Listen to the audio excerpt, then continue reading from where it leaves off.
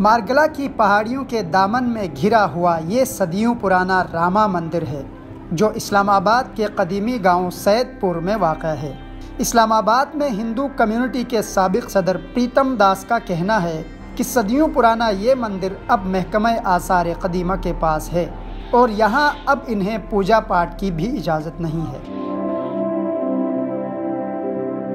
سید پور مندر جو ہے وہ تو دیا ہوا ہے، میرے خیال میں آرکیالوجیکل ڈپارٹمنٹ اس کو دیا گیا ہے، تو انہوں نے اپنے طریقے سے اس کو وہ فوٹو وغیرہ اس کے اندر لگائے ہوئے ہیں۔ ان سے آرکیالوجی ڈپارٹمنٹ سے وہ ایویکیو ٹرسٹ بورڈ جو ہے وہ خالی کرائے گا نا۔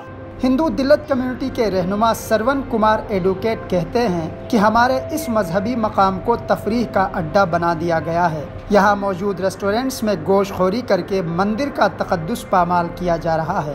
ابھی ٹرسٹ پراپرٹی ان پہ اپنا بزنس کر رہی ہے، ایک کمیونٹی کے لوگ ان کو وہاں پہ ان کو دیا چیزیں دی گئی ہے، وہاں پہ ہمارے رائٹس کی بڑی وائلیشن ہو رہی ہے۔ دیس پردیس ہوٹل اتنا کاسٹلی ہے جس پہ آپ کو پتہ ہے ہندو دھرم کے اندر وہاں پہ ہمارے لوگ ویجیٹرین ہوتے ہیں، گوشت بھی نہیں کھاتے ہیں۔ وہاں پہ اس وقت طرح طرح کی وہاں پہ گوشت کھایا جاتا ہے۔ ہمارے جو بھی یہ ساری ایریا تھی مندر کی، اس ایریا کے اندر یہ ساری چیزیں ہو رہی ہے، غلط ہو رہی ہے، ہم کہتے ہیں نہیں ہونا چاہیے۔